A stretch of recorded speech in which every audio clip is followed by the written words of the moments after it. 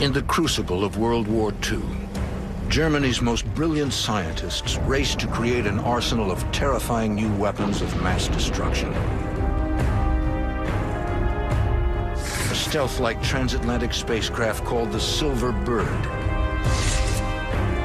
An invisible death ray straight out of science fiction. Rockets, flying saucers, even an atomic bomb. 70 years later, long-secret Nazi files reveal the classified blueprints for these and many other devastating wonder weapons. They are the masterworks of a desperate quest to terrify America and their allies, win the war, and rule the world for 1,000 years.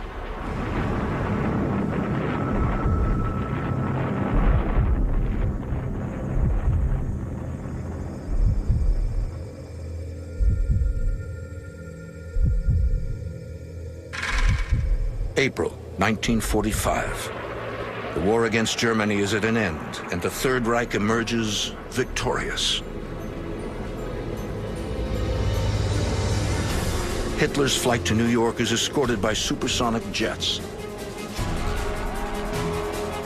and greeted with German victory celebrations like those in occupied France.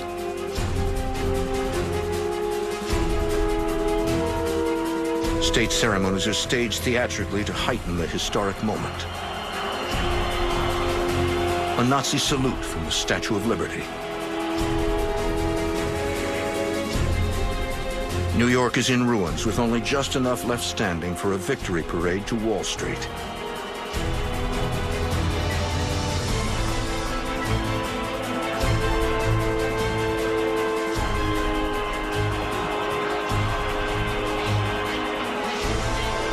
It is the ultimate nightmare of how World War II could have ended, thanks to Hitler's own dream team of hundreds of scientific masterminds.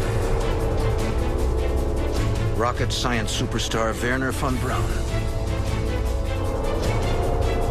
Engineer, mathematician, and physicist Irene Brecht. Aerospace engineer Eugen Zenger.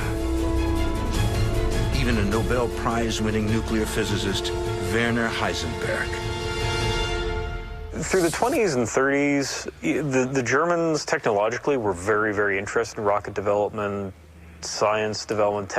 This sort of really advanced aerospace development really became a German forte that the other nations around the world were really lagging behind.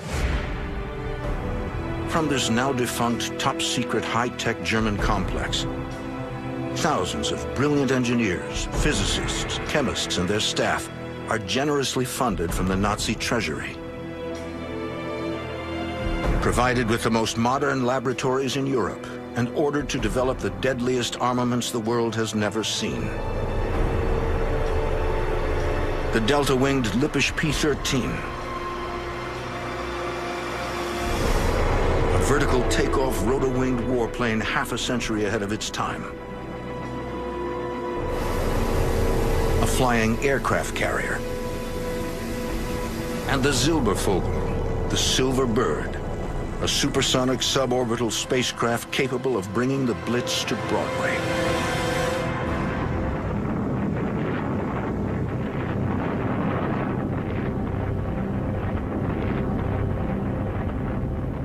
They could have launched a one-way attack on America, ditched the bombers in the ocean, dropped a handful of tons on New York, perhaps. We certainly didn't have any defenses that would have stopped them.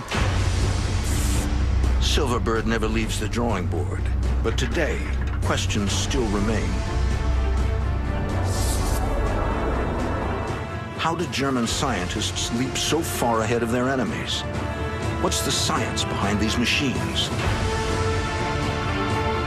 And how close does the genius of Nazi science bring Adolf Hitler to the brink of victory?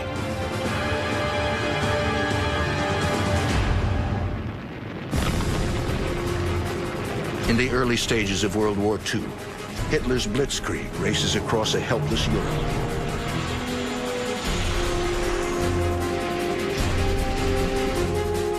Germany is the first modern nation to wager so heavily that science and technology are the fast lane to world domination.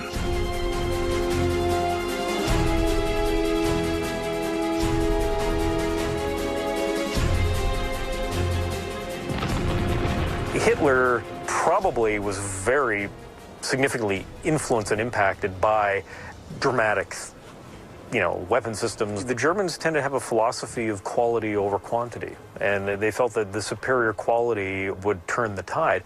And that was really an extension of Hitler's mentality.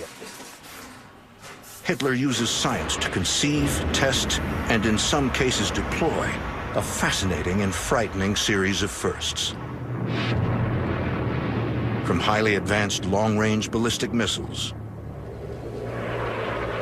to jet fighters, the first to enter the war, said to overpower the Allies' propeller-driven aircraft, to an early stealth-designed monoplane straight out of Star Wars, decades ahead of America's B-2 stealth bomber. Even kamikaze bombs for a pilot's one-way flight. The Allies are ill-prepared. The American missile development programs during the war were very, very primitive in comparison to what the Germans had already achieved. On this small, remote island off the Baltic Sea is a top-secret complex of laboratories and airfields.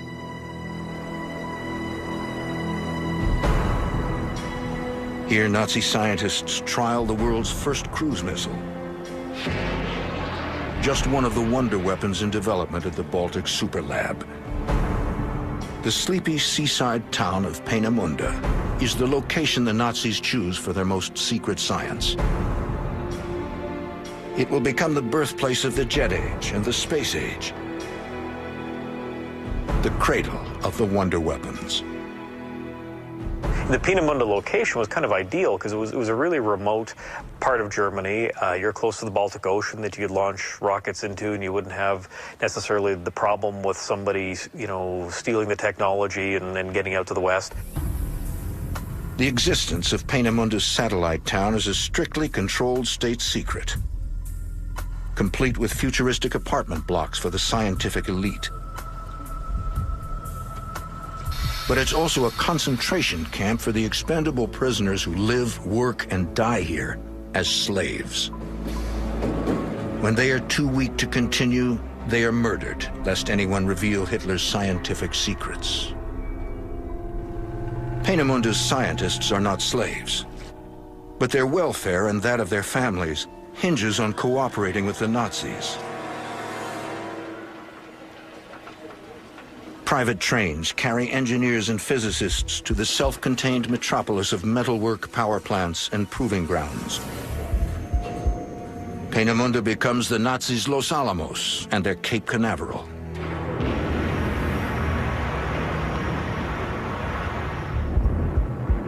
(1943), Germany. The Allies pummel the nation in a hail of bombs. But Adolf Hitler still believes in victory. The Nazis plan an arsenal of terrifying new weapons of mass destruction, with capabilities and range so far advanced not even America will be spared. Hitler entrusts his propaganda minister to rally the German people toward victory and revenge.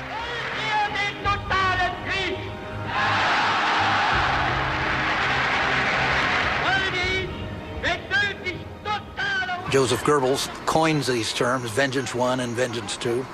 And the idea was that they would be effective to counter the American air offensive and the British air offensive. The Vengeance 1, or V-1, is a revolutionary liquid-fueled pulse jet capable of flying 360 miles an hour on autopilot. Launched from ski ramps or from beneath a flying aircraft, the V-1 bursts into action. A sophisticated gyrocompass feedback system guides it toward its target. The V-1 gets nicknamed the Buzz Bomb for the loud noise its jet engine creates. An odometer tracks its pre-programmed distance, at which point the V-1 is designed to take a steep power dive. But in early use, the dive cuts off fuel flow and kills the engine. sudden silence becomes a tip-off to impending doom. Of the 8,000 bombs launched, 2,300 penetrated British defenses, most of them falling in the London vicinity. The propulsion roar of the flying bomb. The world's first cruise missile rains fire and ash on Britain in 1944 and 45, terrorizing London, with thousands killed and tens of thousands injured. Hundreds of homes, hospitals, and public buildings were hit.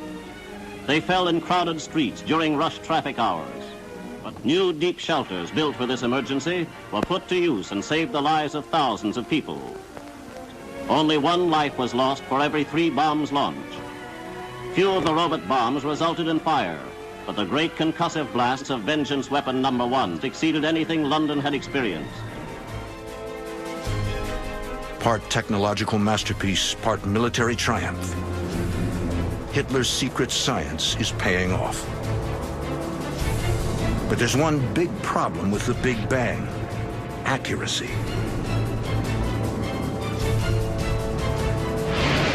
To target and destroy Allied bases with troops and convoys, somebody would have to fly this bomb. While Hitler promises the nation that his rockets will turn the war, engineers add a pilot seat and crude controls to the V-1, creating the Reichenberg, a German kamikaze aircraft. Hundreds were built, but none ever see combat. They were difficult to fly. Putting a pilot would have ensured some small amounts of damage, but the potential of the airplane in terms of its top speed, of its range and its endurance, of its ability to get to a target, these were not essential war-winning weapons. Decades later, the original plans for the Reichenberg resurface in a private archive. In this small Bavarian garage, Hitler's secret science is coming back to life as several wonder weapons are rebuilt or reconstructed here for museums. The Bavarian builders find welded seams of inconsistent quality, suggesting that some were done by skilled technicians, others by exhausted concentration camp prisoners.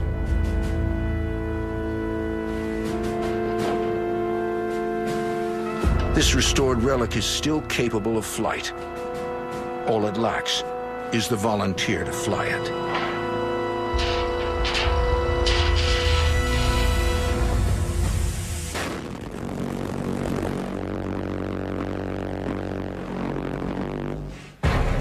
For Hitler's secret scientists, no concept is too futuristic, no propulsion system or wing design too bizarre.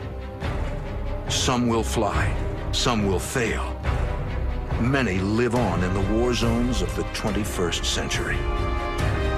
And in a strange twist of history, one of Hitler's most brilliant scientists will survive the fall of the Third Reich to become an American hero. 1943. Germany's National Socialist Party announces Vengeance Weapon V1, suggesting that a V2 is also planned. So from the Nazis' secret complex at Peenemünde, engineers give birth to the space age from the ground up via a brilliant young physicist, Dr. Wernher von Braun, and his A4 rocket, ultimately named the V2. The V2, the Vengeance Weapon. To Wernher von Braun, it was an artillery piece that would land somewhere in England and kill some Englishmen, but that was really not his point. His point was proving the aerodynamics, the power, the thrust, the cooling, all of the things necessary to take him one more step into space. He wanted to see man in space. It was a consuming passion. His engineering ideas were what drove him. Von Braun is given his own laboratory and team of experts at a time when rocketry is little more than a schoolboy hobby in the United States.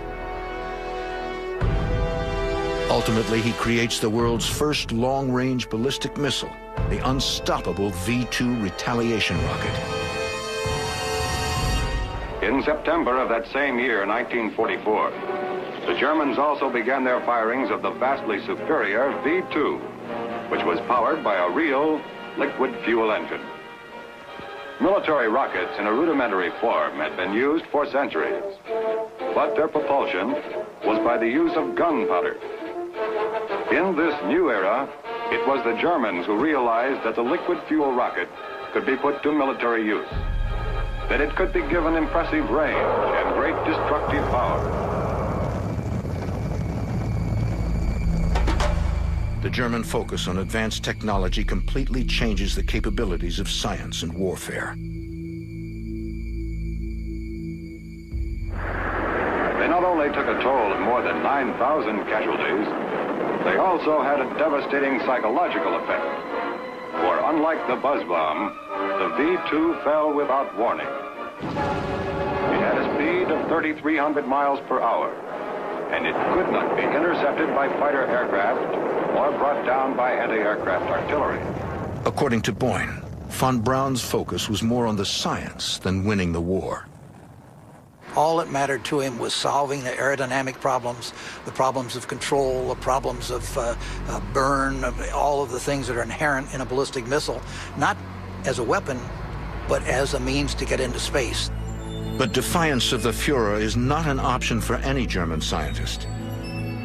And neither is the suggestion of defense. The real impact on the outcome of the war was in an area that the Germans really failed to develop, and that was really the defensive technologies. You had to be very politically correct as a Nazi, or else you'd be in trouble. That meant you couldn't have weapons that were seen to be too defensive that might indicate that the war was being lost.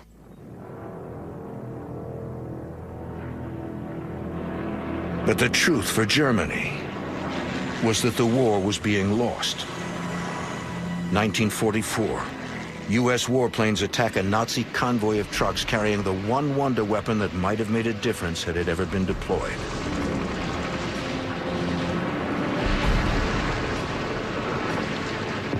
The Typhoon, the world's first defensive ground-to-air missile, designed to augment Nazi efforts to shoot down Allied bombers.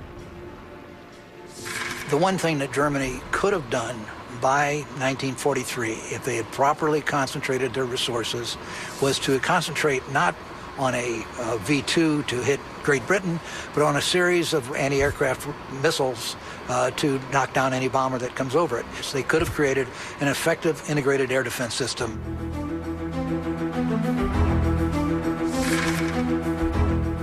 The Typhoon's first field tests were conducted at Station 4 in Peenemünde in 1944. It's revolutionary and economical. A simple steel tube about 6 feet long, filled with a mix of nitric acid and synthetic fuel.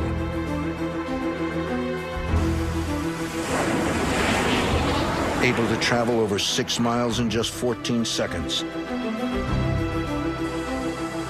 Over 1 million are planned for production by 1945. But that didn't happen. It was clearly beyond their capacity to do. They were absorbed with, they thought they had either won the war, or then they were absorbed with maintaining the war to keep themselves in power as long as possible. They never concentrated their resources. They never allowed the people who might have done these things to get together and do them. There was too much suspicion. There was too much party politics. This computer simulation shows how the defensive Typhoon rocket's mobile shooting base will look when rebuilt. A secret science artifact that perpetuates the wonder weapon mystique today. These craftsmen are building just one Typhoon, not the millions Germany dreamed would cleanse the sky of Allied bombers. Ultimately, it's the ingenuity of Nazi weapons, not their numbers, that propels the world further, faster, and higher than anything ever seen.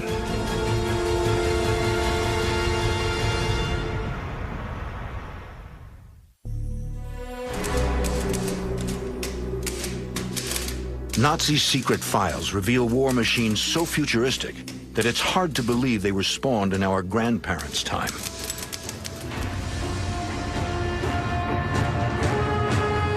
Powered flight is less than 30 years old when Hitler seizes power. Yet within months, The blackboards and blueprints of his Third Reich are bursting with incredible designs. Before the war is over, Germany will produce a series of aeronautical firsts that remain the basis for many air and spacecraft today. The Arado 234, the world's first operational turbojet bomber and the most advanced jet of its kind. The Arado was the second of the airplanes that reached production employing the Junkers Jumo 004 engine. And it was just a very lightweight, clean, streamlined airplane that put a lot of pilot duties on. The pilot had to be the bombardier and the navigator and the gunner. But it was effective, was easy to fly, and relatively easy to maintain. So it served in small numbers and was an airplane that any country would have been proud to fly. Even earlier, there were the many marvels of Munich-born Dr. Alexander Lippisch, who designed a series of delta-wing gliders in the 1930s that eventually led to the introduction of the rocket-powered interceptor Messerschmitt Me-163 Comet and the better-known Messerschmitt Me-262, the world's first operational jet fighter, able to outrun any Allied aircraft by as much as 100 miles an hour. It is considered the most advanced German craft to actually make it into combat. A lot of the things that they were trying to do were things they were driven to do. With the invasion of France, the Germans were faced with a situation in which their territory was more and more confined. So their thoughts began to turn to vertical takeoff aircraft, and so they wanted rocket fighters that could ascend vertically to attack the American squadrons because they didn't have time to take them off and have a regular fighter plane climb. To this end, Nazi dream machines include the Focke-Wulf rotary jet, with liquid-fueled rockets at the tips of its triple propellers, designed to take off vertically, then fly like a plane. But the most incredible vertical lift weapon of all is thought to be hidden in the secret hangars at Peenemünde, a Nazi UFO.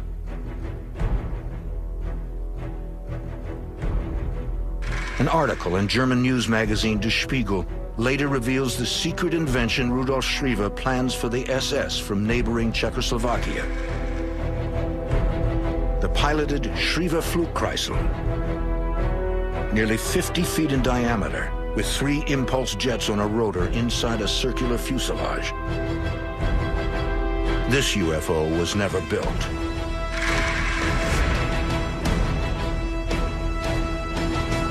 But further clues to a flying saucer surface here along alpine forests and streams at a castle in Upper Austria. A disc-shaped propeller-like invention, using the principles of matter transformation and energy flow to create a fuelless engine based on the natural turbulence created by swirling water or air.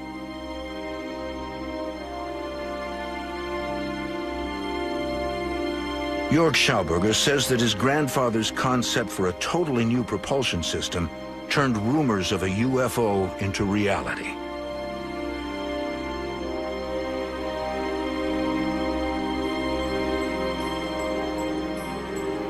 In the early 1930s, Victor Schauberger is intrigued by the ability of fish to swim upstream.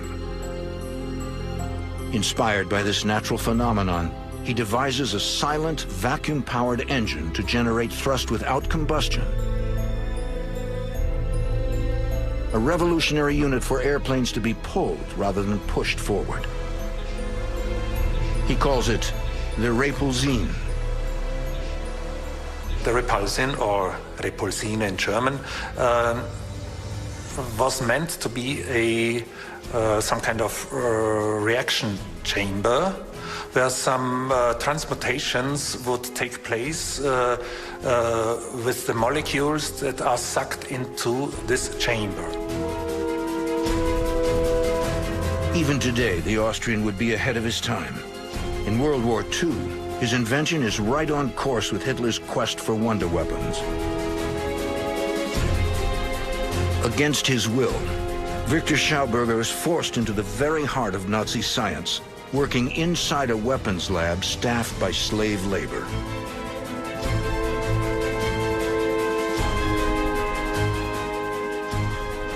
But there is no weapon-like thing with this repulsion. It's only meant to be some kind of propulsion system and not a weapon itself.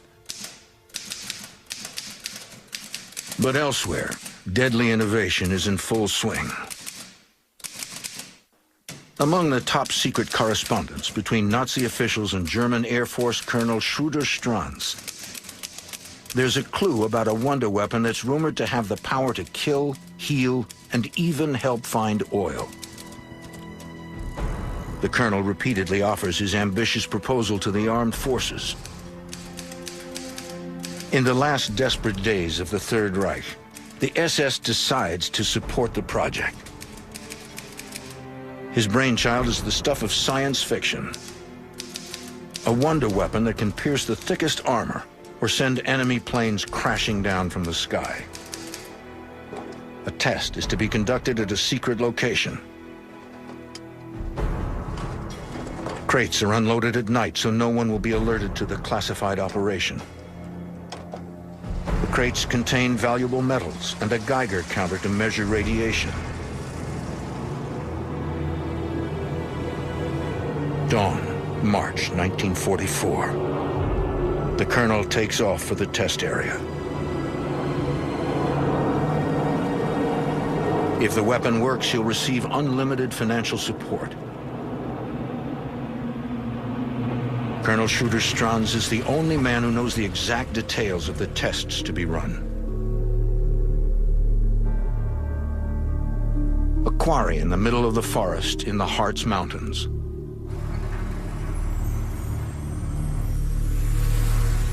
Documents don't reveal the secret of what it looks like, only that its cannon-like front end shoots out an invisible ray.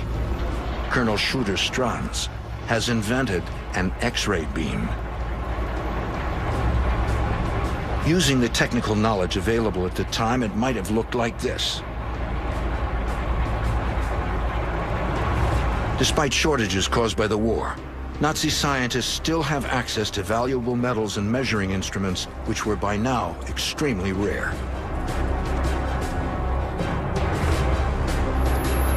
A trial run claims that the weapon shoots out a bolt of radiation that can be detected up to 25 miles away. The SS and Colonel Stranz are successful.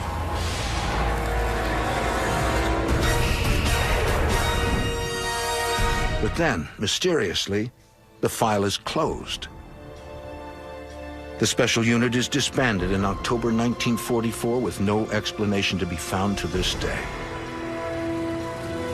Shrouded in secrecy, Hitler's science straddles the border between fact and fiction. But one of the Führer's quests is beyond dispute. It is the most desperate and decisive race of all. Who will be the first to build an atomic bomb?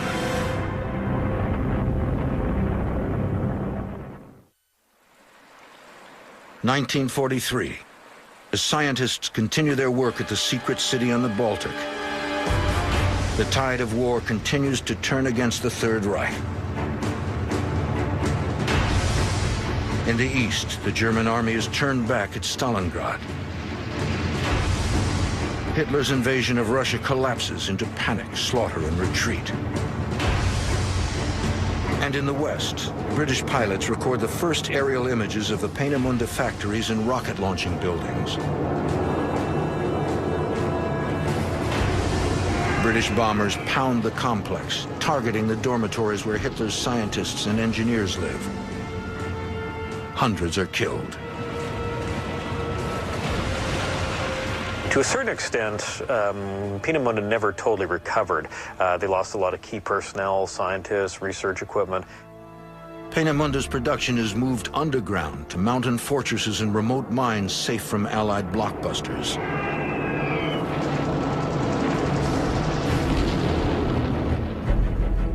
Elsewhere, Stuttgart, Germany, 1944. Nazis plot the ultimate weapon to win the war, an atomic bomb. A team of German scientists attempt to unlock the secret of nuclear fission to produce electric power. Half a world away, physicists at Los Alamos, New Mexico are on the same quest, using the radioactive uranium of the American West to set off the world's first nuclear weapon. But the Germans have their own atomic genius, Nobel Prize winner Werner Heisenberg. Heisenberg and his team call themselves the Uranium Club, but the German army has other plans for the atom smashers. In early 1945, neither the U.S. military nor researchers know anything about the state of nuclear capability in Germany. A secret U.S. project, codenamed Operation Alsos, is established to find out if the German atomic bomb project exists. Outside the city of Stuttgart, beneath a castle in Haigerloch, Alsos agents discover an atomic reactor in a stone cellar.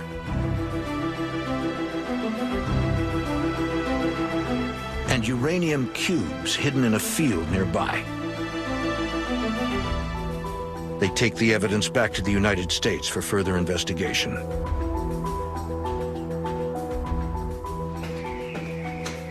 Months earlier, at this same medieval castle, clandestine shipments of heavy water, a key ingredient to nuclear power, arrive here from Nazi-occupied Norway, despite valiant attempts from the Norwegian resistance to prevent it from ever reaching Germany.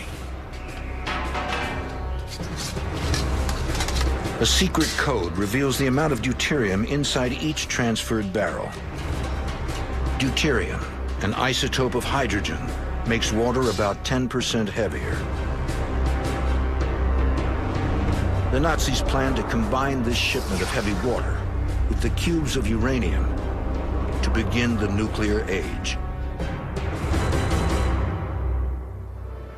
On every front, from stealth technology to nuclear power, Hitler's push for scientific success is fueled by the Nazi dream of a global Reich, a German empire lasting 1,000 years, where a massive railway system connects main power centers from Siberia to Moscow, Paris, and Berlin. Berlin, the capital, is to be renamed Germania.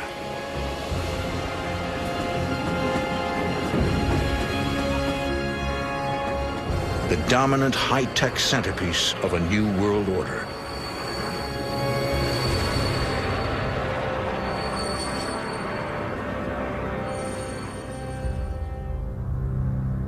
But by March 1945, the dream is fading fast, and Hitler is growing desperate.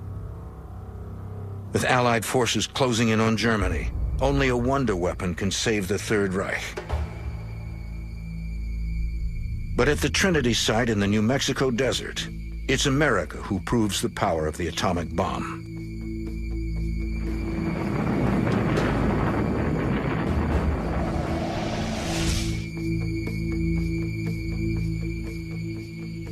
What the Allies were very much interested in when the war was at its end was, what about the German atomic bomb?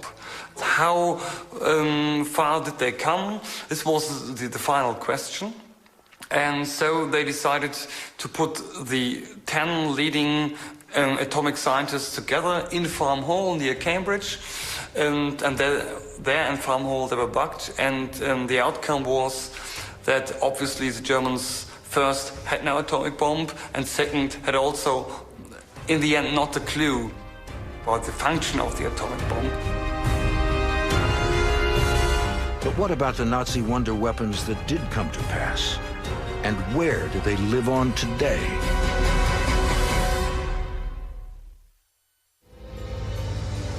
The world's first cruise missile, first long-range ballistic missile, first guided surface-to-air missile, first anti-ship missiles, even the world's first closed-circuit TV, the world's first operational jet fighter and jet bomber. Aerodynamics in Germany, there were a small group of people who were very, very advanced, and there is some sort of a special genius about it. Countless designs, years ahead of their time. Secret sites wholly dedicated to science. Backed by propaganda boasting German money and fearful enemies. How could Hitler's plan for wonder weapons fail?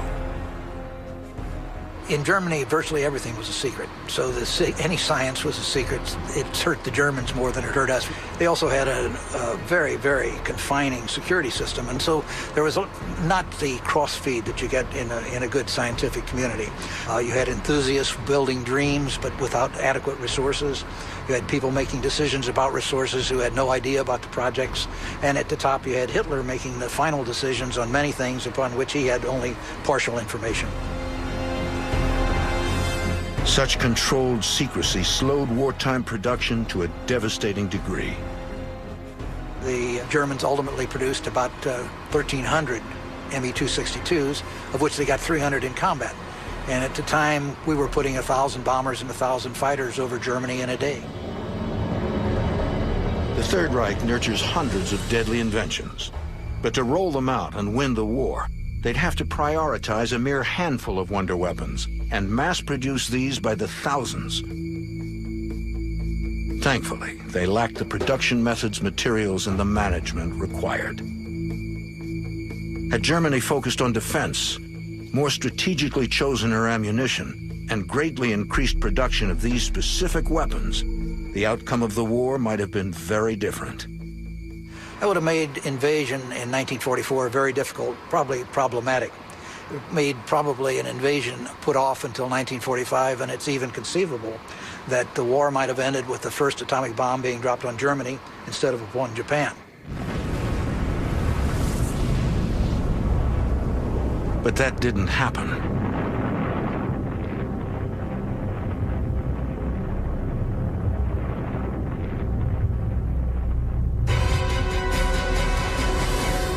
In 1945, the Nazi dream is finally destroyed by Allied bombs.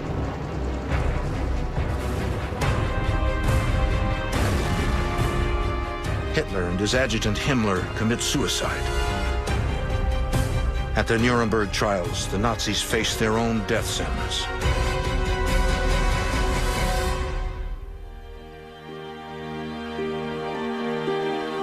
The entire world now learns of the unspeakable horror of concentration camps and the depth of Hitler's dark dreams of domination.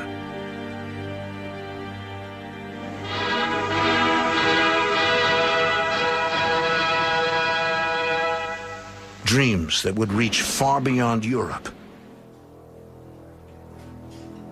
Attacks on America had been planned since 1939.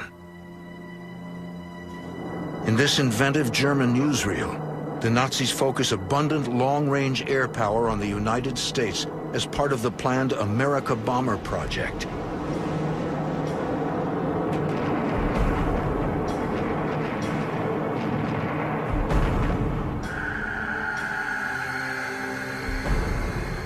Had the Germans been able to develop and deploy their America Bomber program, they bring the war to the mainland of the United States, I think it might have had some impact on American strategic doctrine.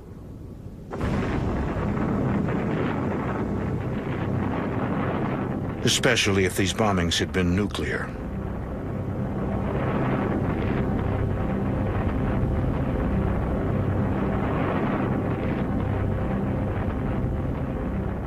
I mean, the only result the German Air Force could achieve was to send a handful of very long-range bombers over the Atlantic and to drop, say, 12 tons of bombs on New York or Washington. None of the German vengeance weapon programs, and certainly not the America Bomber, would have had any chance of its intended effect without a nuclear weapon. In the end, Adolf Hitler never sets foot in New York. But the head of Hitler's secret science program does cross the Atlantic and changes the course of history. In 1945, as American and Soviet troops close in on Berlin, rocket genius Wernher von Braun and a small group of his most loyal associates must choose their destiny: surrender to the Russians, take cyanide, or align with the Allies.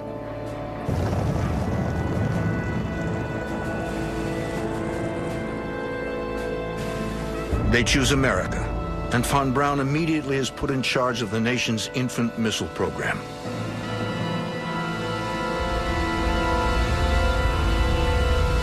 The White Sands testing grounds in New Mexico, where von Braun works on a new rocket and accomplishes his space dream after all.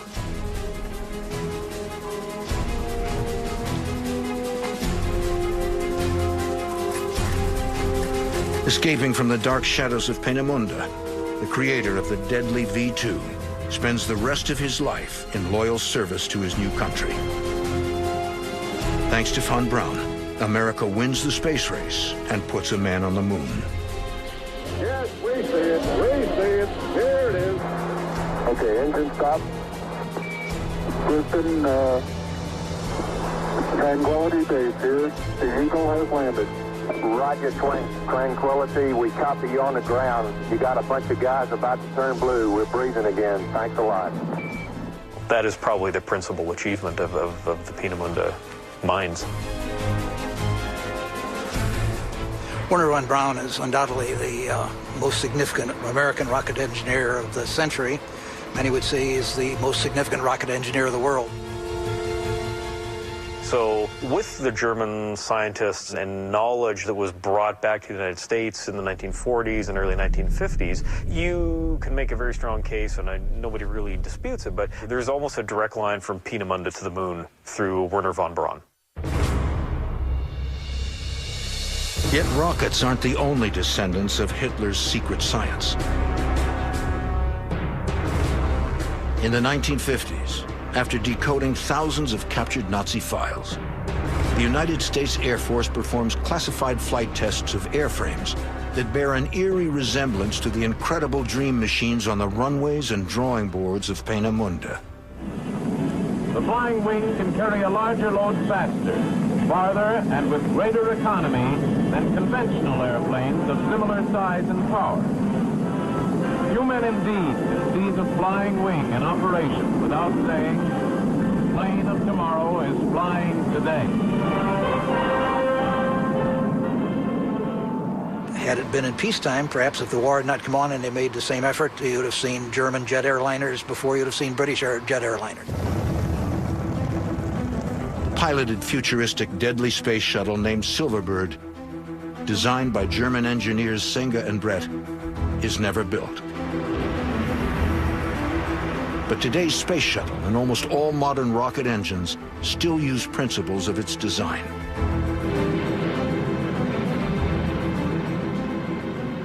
Parallel to von Braun's work with the V-2 and the type of fuels that he used in the V-2, combustible fuels, those engines were used subsequently in the United States and by Bell and others.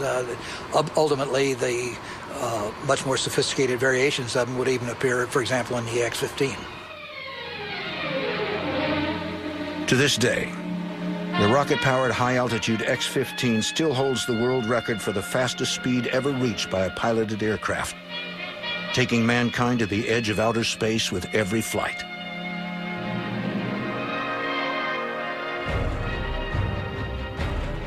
There's no argument that Germany had some of the most talented weapons designers on the planet at the time, but they were failed by their leadership. Hitler really strongly hoped and believed that his scientists were going to develop a nuclear weapon. Even without atomic energy, the Nazis reached unprecedented heights of scientific advancement, all in the name of war. I think we're fortunate that, you know, the German inability to collate and focus its programs and having an impact on the Allied strategic bombing campaign is really a silver lining for democracy.